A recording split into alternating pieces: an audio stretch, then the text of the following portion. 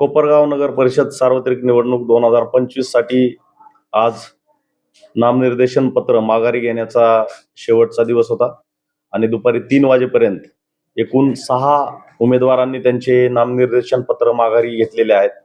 त्यामध्ये 2 नगराध्यक्ष पदासाठीचे नामनिर्देशन पत्र माघारी घेण्यात आलेले आहेत, तर 4 सदस्य पदासाठीचे नामनिर्देशन पत्र माघारी घेण्यात आलेले आहे. नामनिर्देशन पत्र माघारी घेण्याच्या अंतिम वेळेनंतर आता कोपरगाव नगर परिषदेच्या सार्वत्रिक निवडणुकीमध्ये थेट नगराध्यक्ष पदासाठीचे एकूण 5 उमेदवार निवडणुकीच्या रिंगणात असणार आहेत, तर सदस्य पदासाठीचे एकूण 122 उमेदवार सर्व प्रभागामध्ये अ आणि ब जागांचे मिळून निवडणुकीसाठी असणार आहेत. यामध्ये आता उद्या सकाळी 11 वाजता चिन्ह वाटपाचा कार्यक्रम या ठिकाणी निवडणूक निर्णय अधिकारी यांच्या उपस्थितीत होणार आहे आणि त्यानंतर चिन्ह वाटप झाल्यानंतर ईव्हीएम कमिशनिंग दिनांक 12/12/2025 रोजी सकाळी 8 वाजता सेवानिकेतन या ठिकाणी होणार आहे. त्यासाठी सर्व उमेदवार किंवा त्यांचे प्रतिनिधी यांनी उपस्थित राहण्याचं प्रशासनातर्फे आरओ ऑफिस तर्फे आवाहन करण्यात येत आहे. तसे व्हॉट्सअपला त्यांच्या नोटीस देखील जाणार आहे ईव्हीएम कमिशनिंगच्या डेट आणि टायमिंगच्या बाबतीत.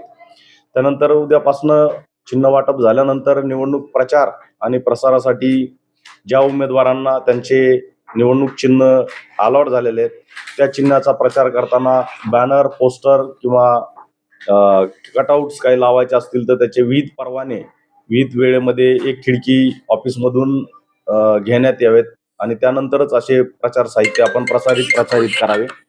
त्यानंतर ज्या उमेदवारांना वाहनांचा वापर प्रसारासाठी करायचा आहे त्यांनी भोंग्याची आणि वाहनांची देखील परवानगी विहित वेळेपूर्वी घेणं आवश्यक आहे.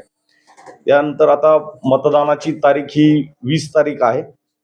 20 तारखेला सकाळी 7:30 ते सायंकाळी 5:30 या वेळेमध्ये सर्व 69 मतदान केंद्राच्या ठिकाणी मतदानाची प्रक्रिया पार पडली जाणार आहे आणि त्यानंतर लगेच दुसऱ्या दिवशी म्हणजेच 21 डिसेंबर 2025 ला सकाळी 10 वाजता सेवानिकेतन कॉन्व्हेंट स्कूल कोपरगाव येथे सर्व ईव्हीएमची झालेल्या मतदानाची मतमोजणी होणार आहे. त्यासाठी जे इच्छुक उमेदवार आहेत त्या ज्यांनी नामनिर्देशन पत्र भरून निवडणूक लढवलेली आहे अशाच उमेदवारांना किंवा त्यांच्या प्राधिकृत प्रतिनिधींना मतमोजणीसाठी उपस्थित राहता येणार आहे आणि त्यासाठीचे विविध पासेससाठी त्यांनी वेळेपूर्वी अर्ज करावेत.